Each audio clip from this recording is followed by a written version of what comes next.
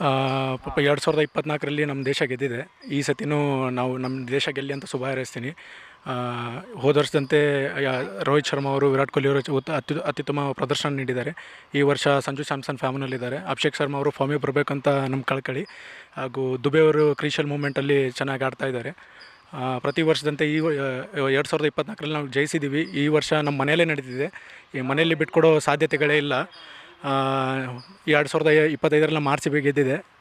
ಹೋದ ಸತ ಹೇಳ್ತಿದ್ವಿ ಪ್ರತಿ ವರ್ಷ ಈ ಸಲ ಕಪ್ ನಮ್ಮದೇ, ಈ ಸಲ ಕಪ್ ನಮ್ಮದೇ ಅಂತ.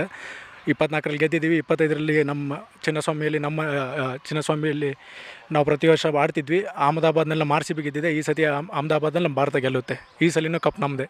ಚೆನ್ನಾಗಿದೆ ಅಣ್ಣ. ಕರ್ನಾಟಕದ ಅಳಿಯ, ಮಂಗಳೂರಿನ ಅಳಿಯ. ನಮ್ಮ ಕರ್ನಾಟಕದ ಮಕ್ಕಳಾಗಲಿ ಅಳಿಯಂದ್ರೆ ಆಗಲಿ ಚೆನ್ನಾಗೇ ಆಡ್ತವ್ರೆ. ಅವರ ಕ್ಯಾಪ್ಟನ್ಸಿಯಲ್ಲಿ ಭಾರತ ಅತ್ಯುತ್ತಮ ಪ್ರದರ್ಶನವನ್ನು ಮಾಡ್ತಿದೆ. ಸೌತ್ ಆಫ್ರಿಕಾ ವಿರುದ್ಧ ಒಂದು ಬಿಟ್ಟರೆ ಎಲ್ಲ ಪ್ರದರ್ಶನಗಳು ಚೆನ್ನಾಗೇ ಇದೆ ಅವ್ರದ್ದು.